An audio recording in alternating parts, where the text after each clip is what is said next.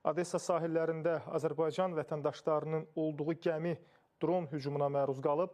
Deməli, Ukraynanın Odessa sahilləri yaxınlığında yerli vaxtla saat 15:15 radələrində Türkiyənin Okean Maritime şirkətinə məxsus Atlas Bey adlı mülki ticarət gəmisi dron hücumuna məruz qalıb və bu barədə Azərbaycan Xarici İşlər Nazirliyi məlumat yayıb.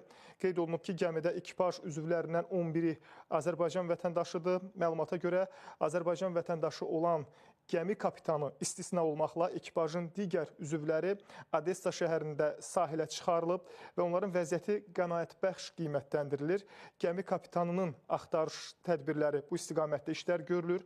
Azərbaycan Ukraynadakı səfirliyi aidiyyəti qurumlarla daim əlaqə saxlayır və Azərbaycan vətəndaşlarına zəruri konsulluq dəstəyinin göstərilməsi istiqamətində müvafiq tədbirlər görülür. Bəli, belə anlaşıldı ki, gəmi kapitanı məhz bu hadisə nəticəsində itkin düşüb ki, onun axtarışları istiqamətində müəyyən tədbirlər görülür və digər 11 nəfər vətəndaşımızınsa məhz sahilə çıxarıldığı və onların vəziyyətlərinin qənaətbəxş olduğu bildirildi. Bax belə, müharibə, münaqişə belə faciələrlə nəticələnir. Təəssüflər olsun ki, gəmilər, mülki gəmilər və ayrı-ayrı ölkələrə məxsus olan, belə desək, obyektlər ziyan görür, zərər görür, insanlar həyatlarını itirir.